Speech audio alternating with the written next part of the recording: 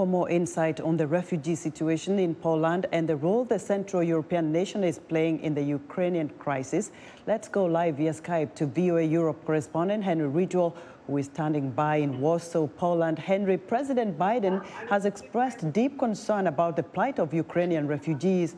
What can you tell us? That's right. Russia's invasion of Ukraine has transformed the situation on the continent in so many ways. What we've seen up till now is the diplomatic, the strategic response from the United States rallying its allies. Today, what we're seeing is the humanitarian response from the United States and President Biden.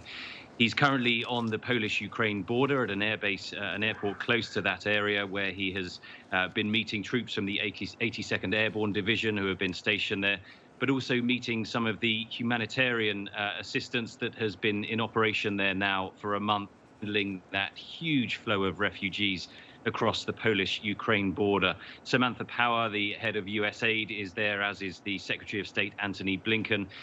They're meeting both American and Polish and other humanitarian assistance organizations on the ground. And we understand that President Biden will also meet some Ukrainian refugees himself later today in the capital, Warsaw, when he returns later on.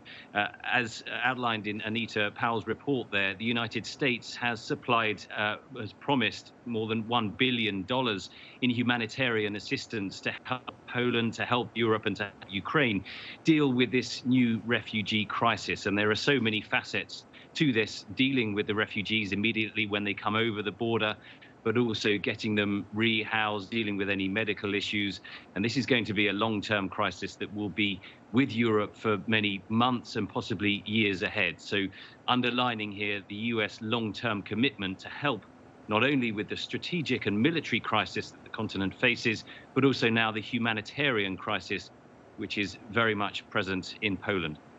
Were there any agreements, Henry, with the president when he met with the European Commission President? Yes, that meeting happened this morning in Brussels before President Biden flew to the Polish-Ukraine border.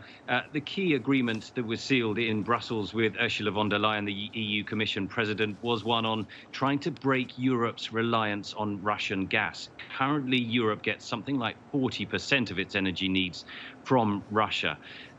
Every day, currently, Europe is sending something like $600 million into the Kremlin's coffers for oil, gas, and other products. And so what happened this morning was that the United States promised around 15 billion cubic meters of gas in addition to what it already supplies to Europe. Now, to give you an idea, that's about 10% a year. So it's not going to make a huge difference, but step by step, Europe is trying to end its reliance on Russian gas, trying to end that flow of gas in from Russia and the flow of money out into the Kremlin.